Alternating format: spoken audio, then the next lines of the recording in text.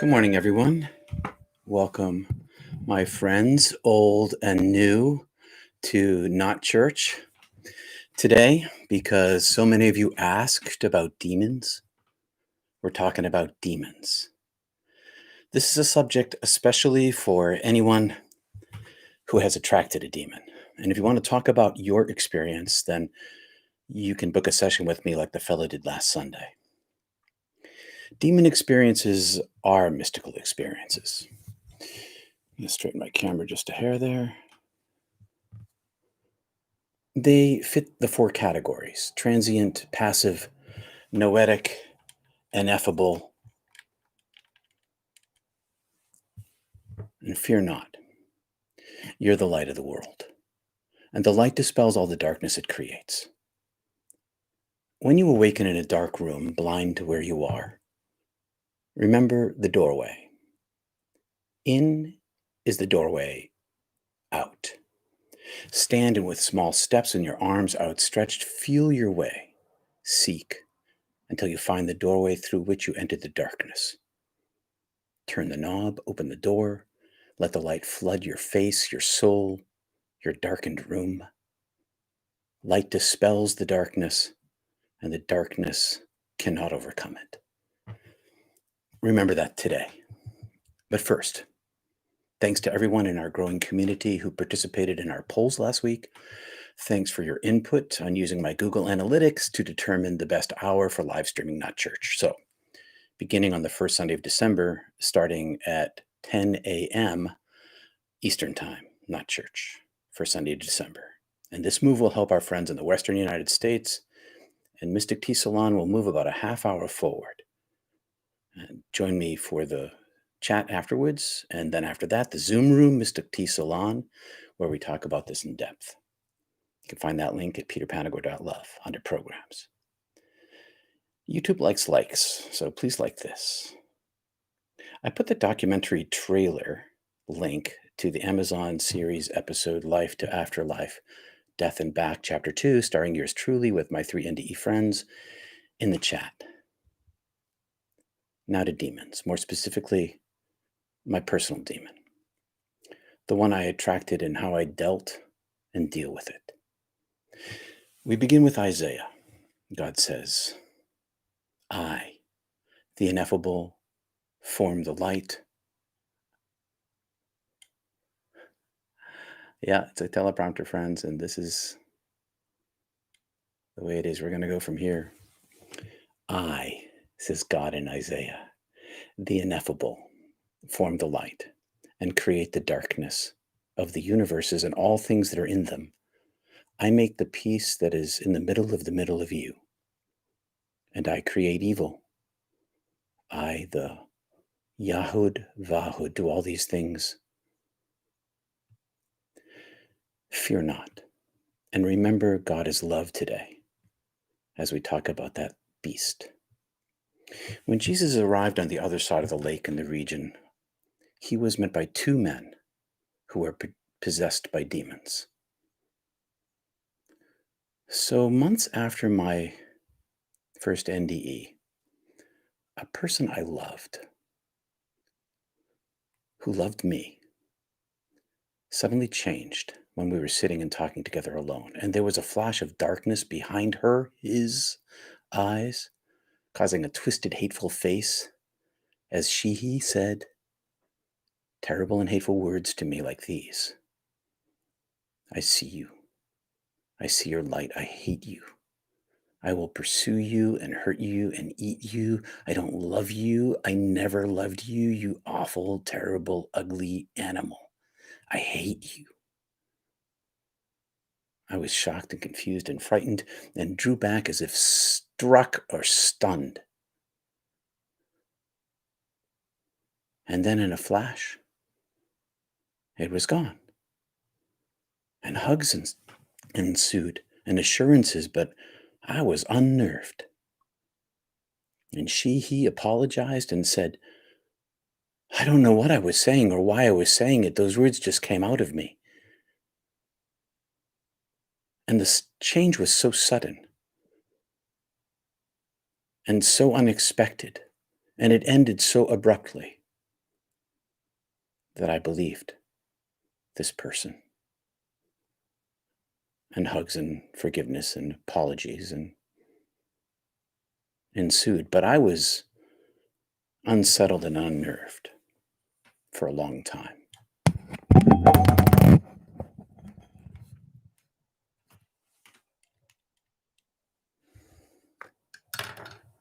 So that was by way of introduction. Now to the real thing. Decades later, I was asleep in bed. And as I woke in the morning, I went to that place of sleep paralysis. Have you been there? Do you know what that feels like? Where you can't move, but your brain is awake? And suddenly in that space, like a hole opened up in the space of the room, because I could see the room, but it was also knew that my eyes were closed. But I could see the room where I slept, and a hole opened up, and out of this deep, dark darkness, a shadow emerged. Like a thin, two-dimensional shadow of darkness in a human shape, but also without hands and feet and no face. And it came out of the darkness and came across the room and touched me. And I was terrified. And I started screaming in my mind. And it crawled on top of me. And it sat on me. And the terror, I can't tell you the terror. What I felt was it wanted to enter into me. It wanted to slide inside me and consume me. It was so sexual. It was so desirable, and yet utterly, utterly terrifying. And in my mind, I struggled, and then suddenly, my mind seized on my prayer, my mantra, the Jesus prayer I practice. Lord Jesus, have mercy on me. And as I did that inside my mind and called out that prayer, Lord Jesus, have mercy on me, a flash of light exploded behind me and inside me and around me, and pop, the demon retreated in an instant and was back through the hole and was gone. This succubus repeated its visits over a number of years. And always in that state of sleep paralysis, it tries to get into me. Look, I know how crazy that sounds, which is why I haven't talked about it, because really, seriously. But it's been witnessed by the woman who shares my bed. The struggle where I cry out, no, no, no, and call on the name of Jesus so many times. Usually in times of great anxiety or deep trouble. I did some reading. I don't know why it picks me, except for what it said to me. I see your light. I see your light. And one day I came across that painting. I think it's Saint Sebastian, Catholic painting. His eyes are upraised to heaven. He's surrounded by demons, and there's all sorts of arrows and spears in his body. Kind of reminded me of that experience. So, are demons real? Did Jesus cast them out that day? All I can say is that I've met one, and it can't hurt me. It cannot touch me. I don't know how it ended up entering into that friend of mine, but it can't enter me without permission. It can't come into me. All of its efforts to enter into me, to terrify me and seduce me, to allow my acquiescence, have never succeeded because it's so terrifying. But mostly because I call on my prayer that runs like a loop in the back of my head, and every single time the light itself repels the darkness, because the darkness cannot overcome the light. So why are there maybe many, at least one I know of? And I try never to speak about what I haven't experienced, because I don't know. It's a lot I don't know. Why does this one exist? All darkness is created by the light, and all darkness is simply the projection of the light. And it can't harm you or hurt your soul. It cannot take you unless you welcome it in. Don't welcome it. Turn to the light every time something like that happens. You'll find escape there. So, that's my little chit chat today. I'm going to slip over to I could tell you more stories about it. I'm going to slip over to the chat in a second, but I thought I had mastered the teleprompter this morning. I made a whole bunch of setting changes, but somehow it gave me trouble anyway. I'm still working on that. There's a learning curve to all of this stuff. So, new hat. I'm going to switch over to here and take a look at the chat and see what people are saying. Good morning, everyone. Bay Area. Hi, everybody. It's worth getting up early for. Thanks, Beth. You missed the beginning. You can always repeat it. Yeah, yes, it happened to me, says Wanda, without the visuals, but with the sure and certain knowledge that I was under attack by evil. I hollered in my head, no, I belong to Jesus, and it vanished. We never talked about that before. Hi, Julie T. Good morning from Texas. Doesn't sound crazy to me. If you have a question, you could jump it right on up there. Hey, Charmin Oaks. Hey, brother, how are you? I had sleep paralysis a couple of times. It's horrible. Check out Shaman Oaks' channel too. He's a great interviewer and has some very interesting videos in his experimental life as a mystic. Let's see what else. Do we have any questions over here? The brighter the light, the darker the blacker the shadows. I have seen shadow beings and have had some attacks too. This is such a huge topic, says Stardust. So let's hear what you all have to say about it so that we can have a good conversation. And remember to come to the Mystic Tea Salon after so that we can have a more in-person conversation about it too. You love the hat. Thanks. I ordered 3. See, 3 people asked for hats and I ordered 3. I think I missed one name though. So if you're here, if you ordered a hat, if you asked me for a hat last week, let me know because I think I missed noting one down. That's damn scary, says Marcus. Yeah, it was pretty scary. And that's not the only time it happened. And it's terrifying. Okay, it's terrifying because it wants to consume me. It wants to like feed on me.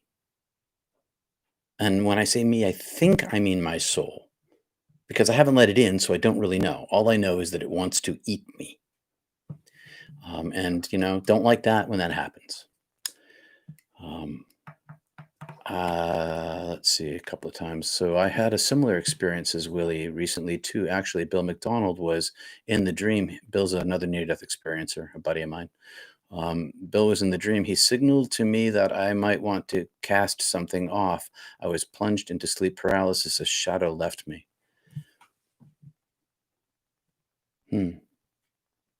Are shadow beings demons? This one was. Are all? I have no idea. This one was. Because this one was terrifying. Um, but are they all? I don't really know. I just know this one was. Where do demons come from? Well, as far as I could tell, they come from a deeper darkness. A deeper darkness is like a darkness, a portal to, and a portal. So it's like these levels of darkness, maybe these levels of darkness, like that there are levels of light. Thanks, Kim. Capital. Scary story. Yours is similar. Prayer to Jesus was answered and changed my life. Another Jesus person calling on in the face of the darkness. Where do they come from? That's a really good question. It's beyond my sight, but it was a deeper darkness. And the darkness we're under here in the veil still contains the light. And all things, as it says in Isaiah, the Yahud, Vahud, creates all things, even the evil. And that's the hard part for us. But know that no soul is lost. All we need to do is turn to the light. Always, forever, turn to the light. You can ask why and you can be angry about it, but what good is that going to do you? Is it going to change the system? Raw! Is that going to change anything? It's okay to be angry. It's okay to ask why, but it's not going to change anything. I'm more practical than that.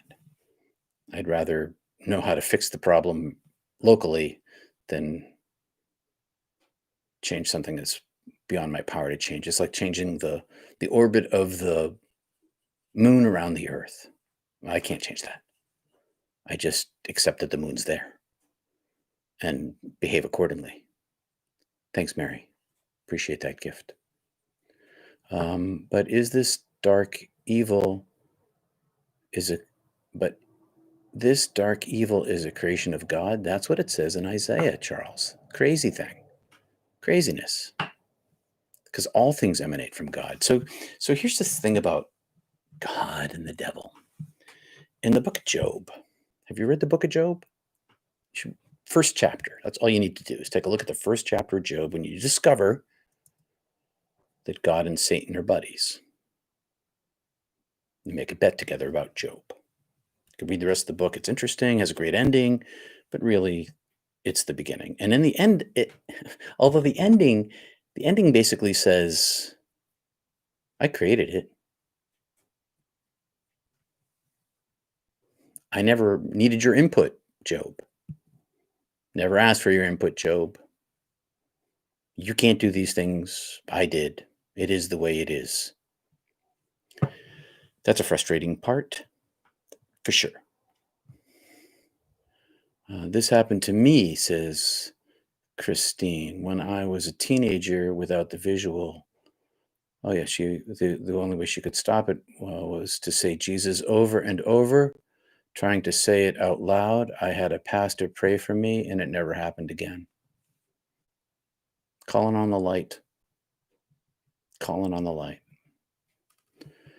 Wendy, what do you think there is about anxious times that make me more vulnerable?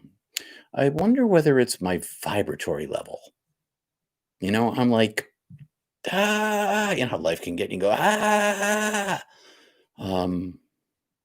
was kind of going, whatever the thing was that was going on in my life.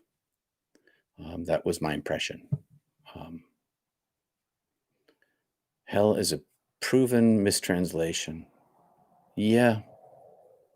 Although I went through a purgatory, divine fire of love, where I was cleansed of all the wounds I'd given away in life and was able to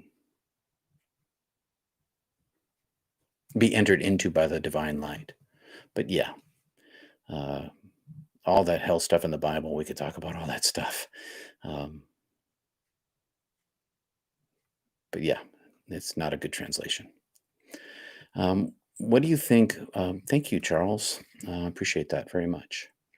Wendy, what do you think? Anxious, I read that one. Besides, most of the Bible is proven unoriginal, forged, self-contradicting, says Seth. Yeah, the Bible is full of contradictions. There's this chart I saw once, and it's like all of the contradictions in the Bible with arcs between them as lines linking this one to that. This one contradicts that one, and there's like 1,000 of them.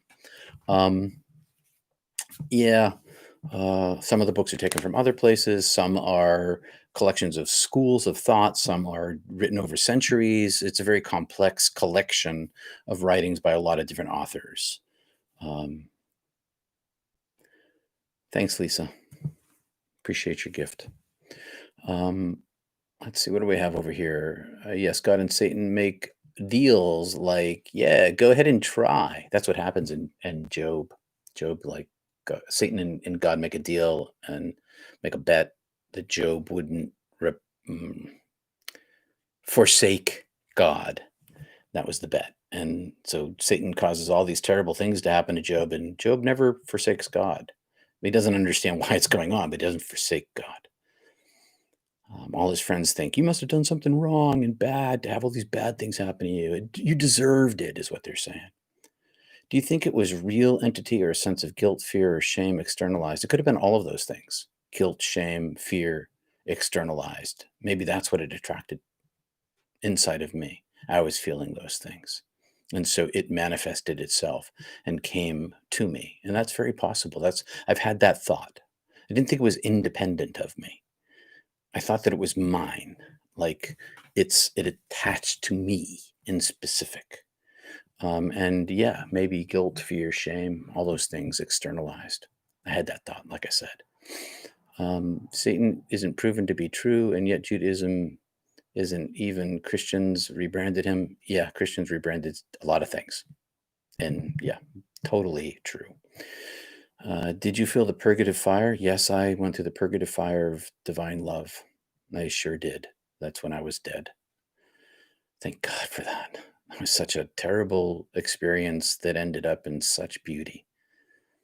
I had all these weights that I needed to be unburdened by in order to be entered into by the light itself. What you say is not correct. God didn't create evil. Evil was a result of distancing from God. I'm just reading from what it says in Isaiah, brother. I just reading from what it said in Isaiah. All I know is that I saw in my own experience all darkness pouring out of the light, and no darkness was bad. There's no darkness that's bad. Okay, it all pours out of the light. I'm just reporting what I saw. So what do I say to that? I don't know what to say.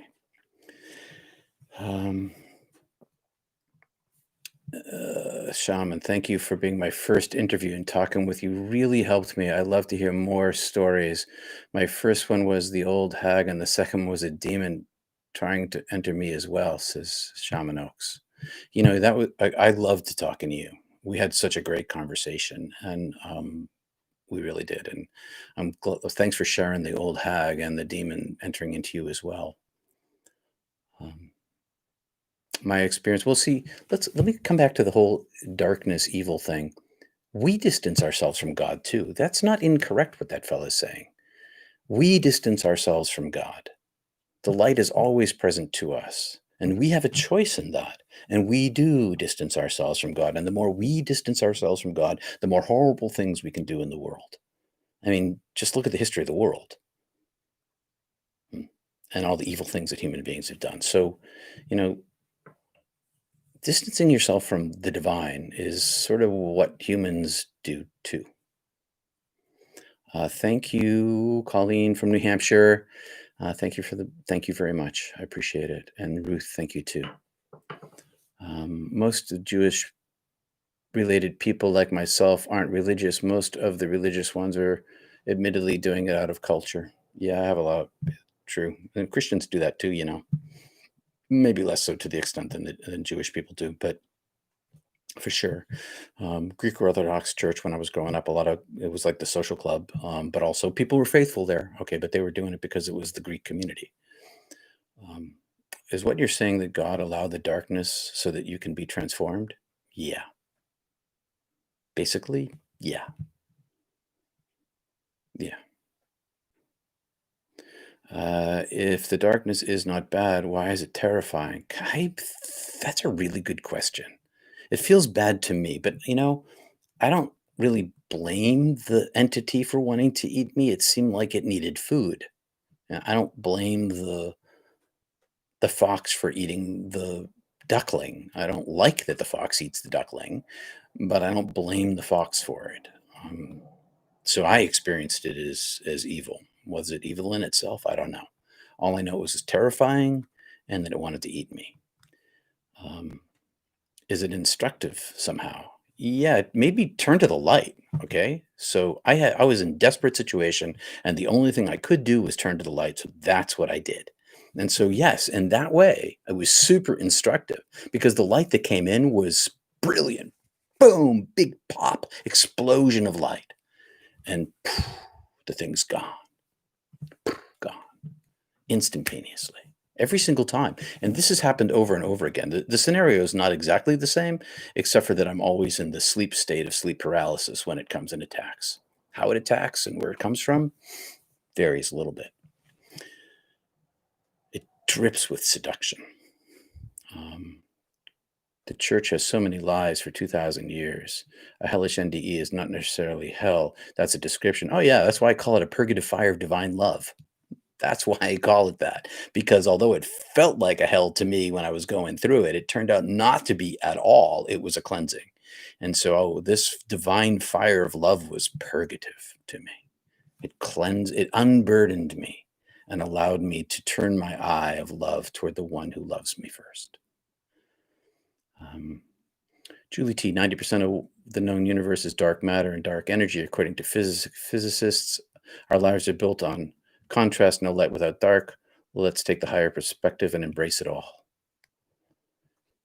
Yeah, I wasn't going to let myself be embraced by this little entity, but generally speaking, I agree with you for sure. But I was not going to let this thing embrace me because it wanted to consume me, and that was really clear. And I didn't want to be consumed. But yeah. Mm, Um, let's see. Sounds like a worthwhile trip to see Shaman Oaks. Yeah, I think so. The holy instant mentioned in the Course in Miracles. Yes, life here is the valley of the shadow of death, but the source of light and life on the other side of those dark clouds. MG. Yeah. Um, we walk through the valley of the shadow of darkness. We walk through the valley of the shadow of death, out into the meadow and the field of light. It's not really about what we experience here. It's really about our connectedness to there. That's where the whole thing matters. And I never claim to have all the answers. Look, I'm not a theologian. I'm not interested in being a theologian. I'm only interested in connecting to the light and finding the tools that help me understand my experience, if it can be understood, and to make that connection. So, for sure, I don't have all the answers. I'm a seeker too. Let's see. Some darkness is comfort too. Paradox. Yes, some darkness is comfortable too, for sure. Uh, Hello, Seth. Is darkness also part of heaven? Are there different levels of heaven? Yeah, there's different levels of heavens for sure. Swedenborg talks about that very specifically and does a great job of it. It's like every time you have a mystical experience, you think, oh, that's the totality of all the light and love there ever is, was, or will be. I'm at the highest level. And then whoosh, you shuck a layer and you're up to the next one and you're like, oh, this is the highest level of light and love. And layer after layer after layer unto infinity. And I suppose the darkness can be layered on as well. I mean, I've met people who have layered layers upon layers of darkness on themselves. So it makes it very difficult to see the light inside them. And sometimes they radiate the darkness. Have you met someone who radiates darkness? That's a really thing. That's like a whoa. Empaths walk by and what was that? Um, thanks. I want to thank people who've clicked the like button. I appreciate it. I appreciate that a lot. Let's see. Swedenborg converted many material atheists to spirituality. Yeah, Swedenborg's really worth checking out. Someone mentioned ayahuasca, and Peter, do you believe these plant medicines can help connect us to God? I study plant medicines. Yeah, I do think so. And I think so primarily because I had an experience like that when I was in high school I had an experience. YouTube won't like me saying it, but I had an experience like that when I was on an heroic dose. And the John Hopkins University and New York University are studying these very things with clergy people and others on transcendence. And they have those experiences are in a controlled setting with a guide can be the end of duality and a dip into the oneness of being. The question is always the case, as always is the case after a mystical experience, what do you do with that? And do you try to keep the door open? How do you keep the door open? How do you keep in pursuit of it? Because the experience is transient and there is a fading effect that happens unless you consciously try to continue to connect with it. And that does not mean taking more medicine necessarily. It means connecting through practices of inner opening, because you because the divine can give you these experiences at will, and we can prepare our interior world to be receivers of them. But here's the thing: so the more you're openly receptive to the divine experience, the more these other things can be attracted to you. You're like it seems to be, in my experience, a universal beacon of light that attracts the good and the not so good. Can you carry fear of future visits by your demon presence? Do you carry? No, I'm not afraid anymore. It's terrifying every single freaking time, but I'm not afraid because my prayer runs in the back of my head and it has never failed me, ever. And it won't ever because Jesus has never failed me. Not when it comes right down to the consumption of my soul. Never. So no, I'm not afraid. Don't like it when it comes. It's no fun. It's like sticking your hand on a hot burner. You don't want to do that. So, but sometimes, when you're cooking, sometimes you touch the burner by mistake. Well, that's a terrible metaphor. What of the biblical quote, call me legion, for we are many? Yeah, I know. That's what happened to Jesus in that story with the pigs. We are, send us into the herd and don't cast us out before. That's a really interesting story. So Jesus is walking along and out of the graveyard come these two guys, and everybody's afraid of these two guys because of they're really violent. And they say, what will you have to do with us, Jesus? Are you going to cast us out before our time, before God's time for us, creating a separation between Jesus and God? And if you're going to cast us out, at least send us into the herd of pigs. And so Jesus casts them out, cures the men, and the pigs run over the edge of a cliff and they all die. The poor pig herders, who are obviously not Jewish because of the pig thing going on there. So there's this cultural thing that's kind of there too. The poor herders, they lost their entire herd.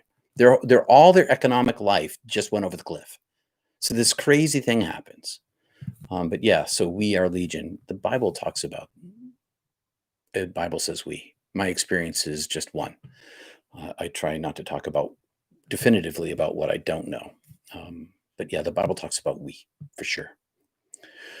Demons are at the end of a spectrum. For all of their dysfunction, I reckon they exist for a purpose. Yeah, to juxtapose to the light. I think that's true.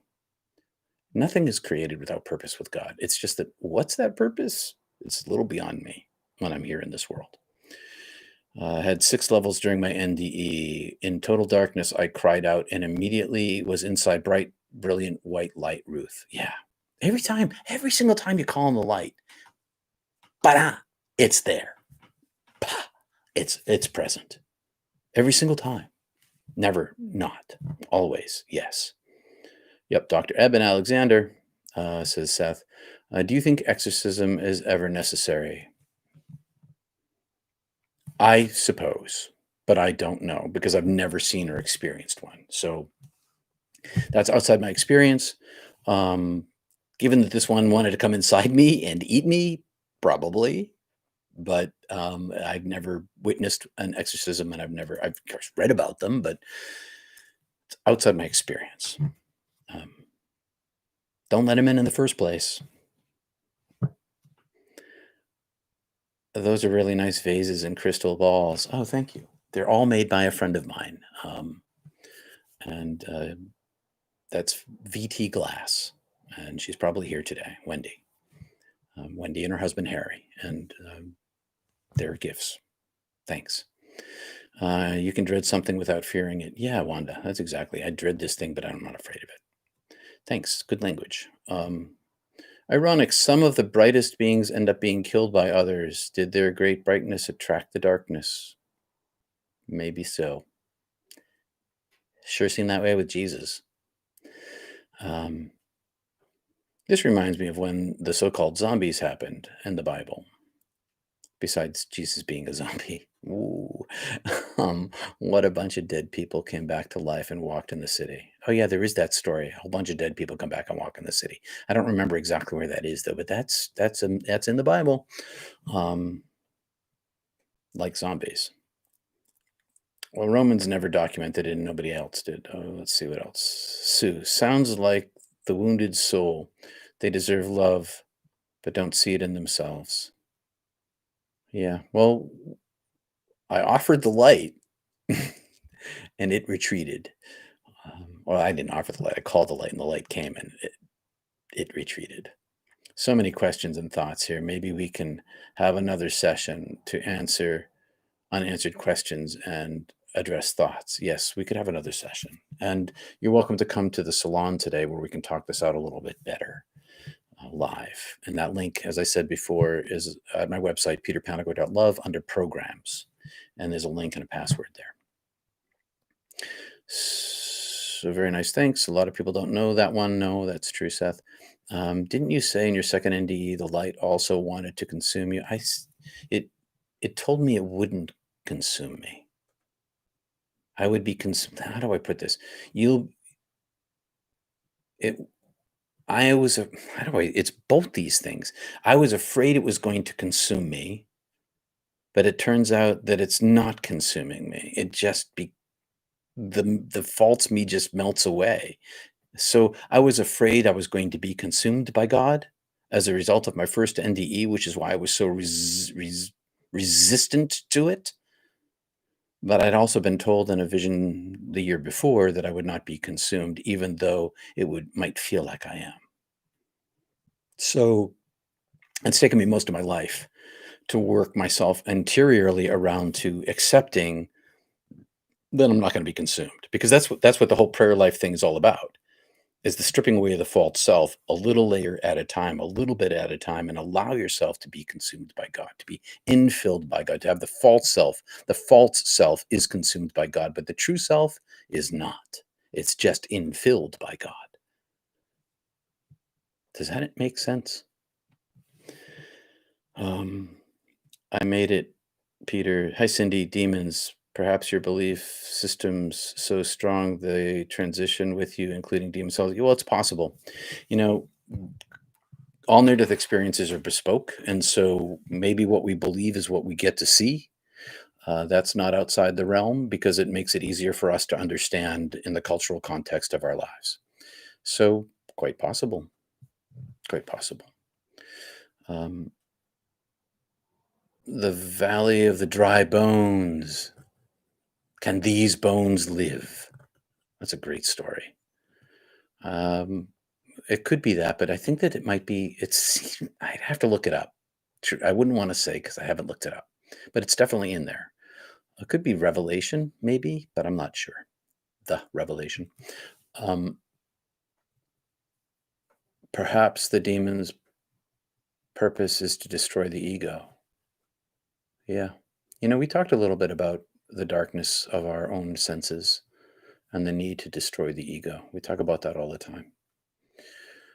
That demon definitely made me recognize that I had no power to defend myself, and I was at the mercy of the dark entity until I threw myself on the mercy of God. One way to put it, one way to talk about it.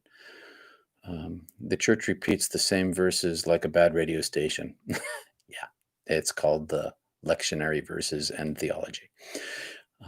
Perhaps a useful distinction is demons want to consume the light rather than surrender to the light. Ding, ding, ding, ding, ding. Yeah, maybe that was too loud, but yeah, they want to consume the light rather than surrender to the light. Surrendering to the light was what the whole thing's all about. Got 96 people here today, and please click like if you like this video, and thanks. It helps a lot. Subscribe too, if you can. That's a very easy way to help. Did you ever meet Raymond Moody? I've talked with his aide, but no, I have not met Raymond Moody. Did you ever meet Raymond? Lucifer was light and then dark called Satan. Yeah, why would any being that dwells in light choose other? Is this his purpose? I don't know. You have to ask him. I don't really know. See, it seems to me that all of creation, all the darkness of creation, the whole universe is a reduction of the light itself. And it seems like the whole universe, the whole darkness of being under the veil and in the senses and in the body with the brain, not remembering heaven, all those things, even though everything is made secretly of love and light, seems to me to be the Satan. Not a bad thing, just a separating thing, even though the light is still inside us. It's kind of complex, I think.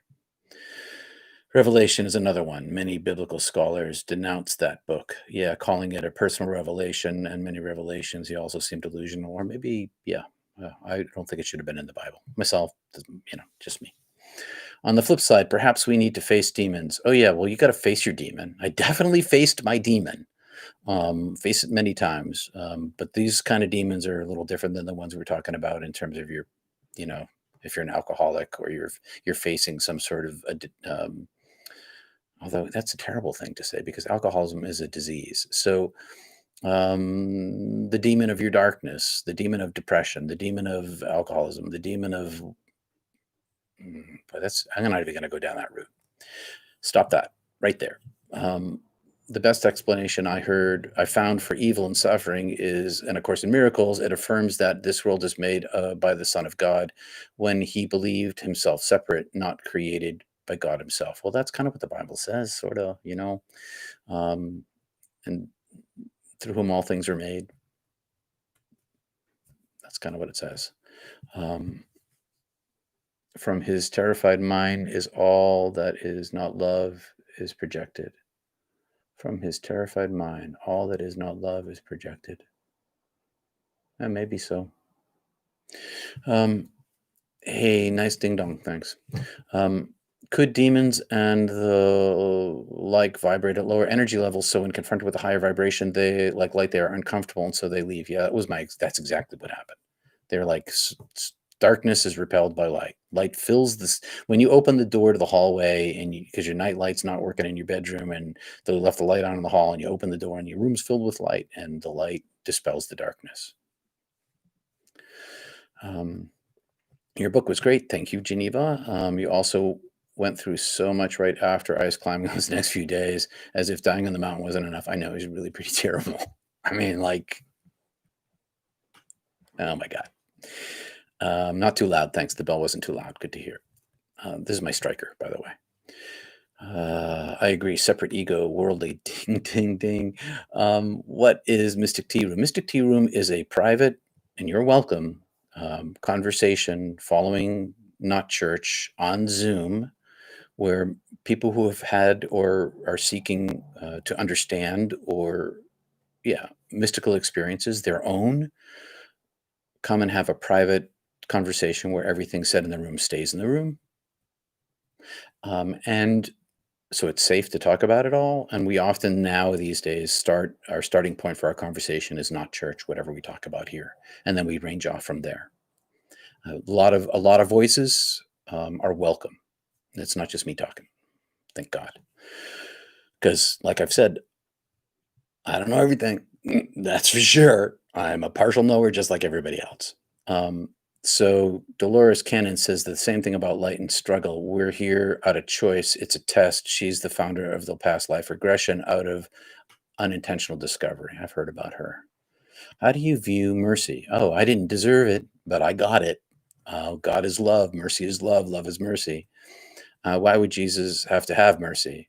Well, it's more like the prayer is sort of a way to strip away the false self. The prayer, Jesus have mercy on me, is an Eastern Orthodox Greek prayer. I'm half Greek Orthodox growing up. It's the most popular prayer in all Orthodoxy. It's kind of my nod to Orthodoxy and my roots. But the prayer itself doesn't really matter as long as it aims your heart at the divine. The words all fall away in the practice of meditation anyway, although they repeat in the back of my head all the time because it's a tape loop now. When I'm actually in my meditation, I start with those words and then they drop away. I simply sit and observe my breath and aim my heart at God. The words are simply like an arrow that you shoot the arrow, and then you basically, once it left your bow, it just goes on its own way. And that's kind of the way the words work. So I chose that prayer because at the time, it was the most popular prayer in part of my life. That's why I picked it. Alcohol is always bad, even wine, and our fake drug war by tyrants. How do you view mercy? Oh, you are. Do you not deserve to be saved? No, I didn't. I didn't deserve anything when I was dead. God is so infinite and so beyond and so unlimited and eternal that deserving never even entered into the question. Simply being loved was all there was. I didn't deserve it. I was made to be loved. I was already loved. Was I deserving of God's love? I don't think there's nothing I did to deserve it. That I have God's love? 100%, 1,000, a million, a septillion%. Didn't deserve it, already had it. Nothing I had done made the connection any better than the connection I was created with. I don't know if that helps, but that's my experience. Let's see. That's believed. Origen. I love Origen. Origen in the 3rd century believed that in the end, God's love will conquer and bring salvation even to all the dark entities. Thank you, Thas. Thank you. Even to all the dark energies, because nothing is lost to the holy divine. Nothing is lost. No person, no nothing. Everything created is beloved. That is a crazy thing to understand down here in this world, but it is totally the truth. And Origen, which is one of the reasons why I love Origen, because he understood that. I saw that when I was dead. There is nothing that is not loved by the divine. All has been well, is well, and will be well because of my love, my infinite love. So have no fear. Fear not. Dread maybe a little, but fear not. I'm going to 5 more minutes, and then I'm going to take a little break, and then I'll be back for Mystic Tea Salon. Your testimony that one's unique selfness is not lost in the joining is very helpful. In the existence, we are hardwired to self-preservation. Yes, survival and the hardwired body, making the relaxing of defenses can feel scary. Yeah, well, that's why it's hard to let go. It's hard to surrender to God because you feel like you're going to get consumed, and your body doesn't get, well, your body kind of wears out, but your sense of self might get consumed, but you don't. That's the real true higher you is empowered in the surrender, strengthened in the surrender. The presence becomes more present in the surrender.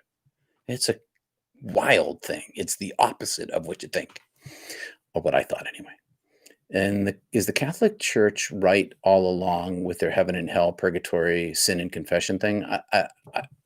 All I can say is what I experienced. Are they right? Are other systems right? Well, maybe it's that whole thing where what you believe you carry into heaven with you because it's the way that you've been programmed. And so it's easier for you to confront God, the presence of God, with the software that you have. And then that software stripped away. All my software was stripped away. All that stuff, sin and salvation, all that stuff, everything was gone. Once I entered into the fullness and the oneness of being, once that entered into me, I should say, because I didn't cause it. Mercy gave it to me. Capital M. Jesus is mercy. Yep. George Carlin says, if it's God will, why pray anyways? For any schmuck to with his plan. Yeah. If one didn't think to call on the light, would the demon? No, I think it would only come into me if I invited it. But the question to me was, how strong was my will to resist the seduction? The seduction was delicious, delicious, deliciously consumed, terrifying. Gulp, I gulp. Let's see. If one didn't think to call on the light, yeah, let's see. Yeah, I felt like if I didn't call on the light, it was going to take up residency in me and consume me. That's what it feels like every single time. But it can't get in. Can't get in. Can't get in. Got to ask it. I have defense. I use my defense. It works every time. I loved your message this past week about not making God creation too small, infinitely vast. Thanks. The astral realms are just various experiences, Summerland, vegan utopia, school, scientists, etc. They say whatever happens in some of those realms then come here to play out, I suppose, beyond my knowledge. Can we do a closing prayer at the end? Yes, we can. Lee, I can't help but think of St. Paul's experience when he thought he knew everything as a Pharisee and was blinded to learn anew. It's a good story. All right, so we're going to spend a moment here and demons know your weak points. We're going to spend a moment here and we're going to do a little meditation, a little prayer. Thanks for liking this video. I'm going to center myself here. I'm going to take a breath or two. Take a breath with me, please, into your belly. I focus on my third eye.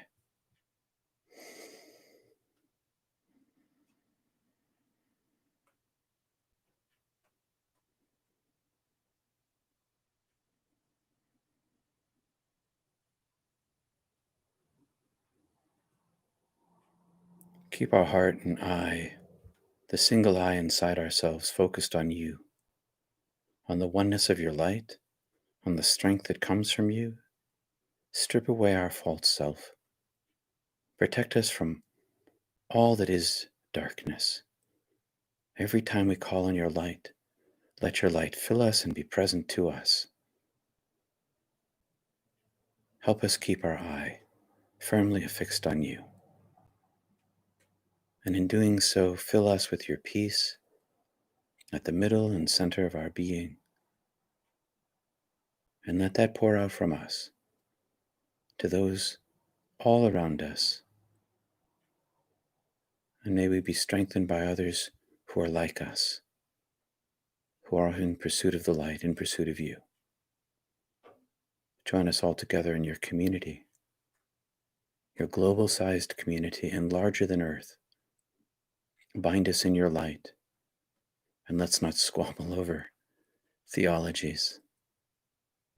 Let's simply bind ourselves to your light. Bind ourselves to your light. Bind us to you. Binding us to you. Be present to us now and always, and give us strength in our prayer life. Amen. Namaste, everybody. Thanks for coming. Thanks, Leah, very much for your gift this morning. Appreciate it. Thanks for your support, everybody.